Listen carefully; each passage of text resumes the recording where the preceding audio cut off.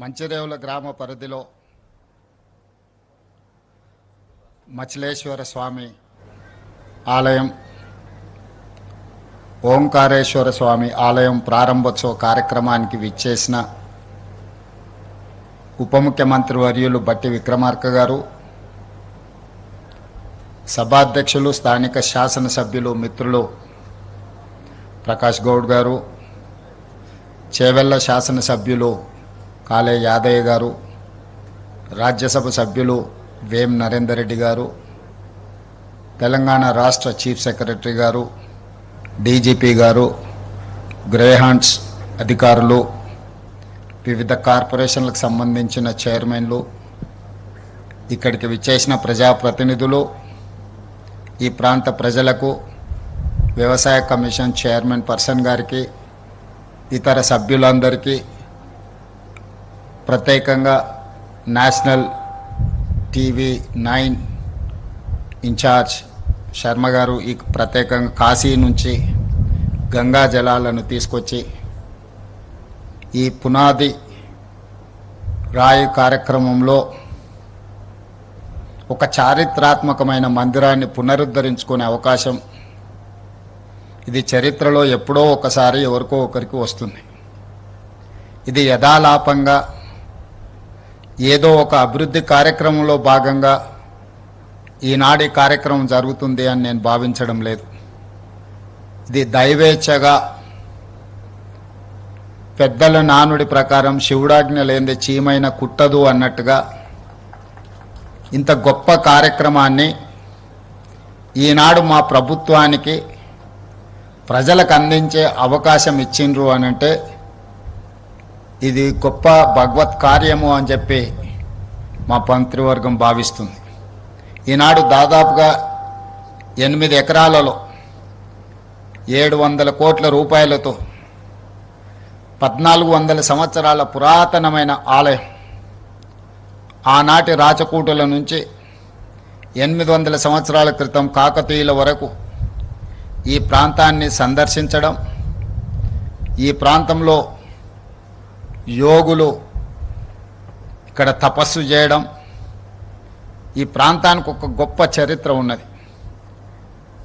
ఈ చరిత్ర కనుమరుగు కాకూడదు, ఈ చరిత్రను భవిష్యత్ తరాలకు అందించాలన్న ఆలోచన, ముఖ్యంగా మచ్కుందా నది వికారాబాద్ అడవుల్లో పుట్టి మూసీ నదిగా మారి హిమాయత్ సాగర్, ఉస్మాన్ సాగర్లో ఈసా నదిగా ప్రవహించి ఈ ప్రాంతాన్ని పునీతం చేస్తున్న 2 నదులను ప్రక్షాళన చేయాలి, ఈ నదులను పునరుద్ధరించాలి అనే కార్యక్రమాన్ని చాలా సంవత్సరాల నుంచి చాలామంది ముఖ్యమంత్రులు ఆలోచన చేసినారు, ప్రణాళికలు రచించారు. ఉమ్మడి రాష్ట్రంలో, తెలంగాణ రాష్ట్రంలో కూడా చాలామంది ప్రజాప్రతినిధులు ఈ కార్యక్రమాన్ని ముందుకు తీసుకెళ్లాలని ప్రయత్నాలు చేసిండ్రు. కారణాలు ఏమైనా ప్రయత్నం ముందుకు సాగలేదు. నేను మా మిత్రులు బట్టి విక్రమార్క గారితో మాట్లాడుతున్నప్పుడు వారు అన్నారు, ఇన్ని ఆటంకాలు వచ్చి ఇన్ని శతాబ్దాల యొక్క చరిత్రను పునరుద్ధరించే అవకాశం మనకు దక్కింది అని అంటే చరిత్రలో మనం ఒక మంచి పని చేసే అవకాశం ఈ జన్మలో మనకు దక్కినట్టుగా మనం భావించాలి. దీని బాధ్యతతోనే కాదు, అత్యంత పవిత్రతో కూడుకున్న కార్యక్రమంగా మనం భావించి ముందుకు వెళ్ళాలి. విమర్శలు వచ్చినా, అడ్డంకులు సృష్టించినా దేవుడే ఆ అడ్డంకులను అధిగమించే విధంగా మనకు శక్తినిస్తాడు. మీరు ఈ విమర్శల్ని పట్టించుకోవాల్సిన అవసరం లేదు. ప్రజల యొక్క నమ్మకం, విశ్వాసానికి ఈరోజు మీరు చేపడుతున్న కార్యక్రమం చాలా మంచిది, మీరు ముందుకు సాగండి అని చెప్పి ఉప ముఖ్యమంత్రి గారు నాకు సూచన చేయడం జరిగింది. అందుకే మిత్రులారా, ఈ వేదిక మీద నుంచి హైదరాబాద్ నగర ప్రజలకే కాదు, తెలంగాణ రాష్ట్ర పౌరులకు నా విజ్ఞప్తి ఒకటే. చరిత్రను గమనించినప్పుడు నదీ పరివాహక ప్రాంతంలోనే నాగరికత అభివృద్ధి చెందింది. సముద్రాల చెంతనే వ్యాపార కేంద్రాలుగా రాణించినాయి. ఈరోజు ఎక్కడైతే సముద్రం ఉందో సముద్రం పక్కన ఉన్న నగరాలన్నీ కూడా గొప్ప గొప్ప వ్యాపార కేంద్రాలుగా మారినాయి. ఉమ్మడి రాష్ట్రంలో విశాఖపట్నమైనా తీసుకోండి, ఈనాడు నెల్లూరు ప్రాంతంలో కృష్ణపట్నం పోర్టునైనా తీసుకోండి, దేశంలో ఎక్కడైనా మీరు చూడండి, కలకత్తా నగరాలు కానీ, ముంబై నగరం కానీ, చెన్నై నగరం కానీ, ఏ నగరాన్ని తీసుకున్నా సముద్రపు ఒడ్డున్న నగరాలు, రాష్ట్రాలే అంతంత గొప్పగా రాణించడం జరిగింది. ఆర్థిక అభివృద్ధి జరిగింది. ఈ ఆర్థిక అభివృద్ధి పరిశ్రమల యజమానులకే కాదు, అందులో శ్రమ చేసే ప్రతి చదువుకున్న చదువు లేని వాళ్ళకు కూడా ఉద్యోగ ఉపాధి అవకాశాలు కల్పించడానికి, ఈ దేశంలో నిరుద్యోగ సమస్యను శాశ్వతంగా నిర్మూలించడానికి ఈ సముద్రాలు, ఈ నగరాలు, ఈ నదులు, ఈ పరిశ్రమలన్నీ కూడా ఉపయోగపడ్డాయి. భారతదేశంలోని 29 రాష్ట్రాలలో సముద్రపు ఒడ్డు లేని ఏకైక రాష్ట్రం తెలంగాణ రాష్ట్రం. మనకు అన్నీ ఉన్నా సముద్రపు ఒడ్డు లేకపోవడం, మనకు కృష్ణా, గోదావరి, అదేవిధంగా మూసి, ఈసా నదులు ఉన్నా ఈ నదులను సరైన విధంగా ఒడిసి పట్టుకుపోవడం వల్ల, ఈ నదీ జలాలను సరైన విధంగా వినియోగించుకోకపోవడం వల్ల కొన్ని తరాలు నష్టపోయినాయి.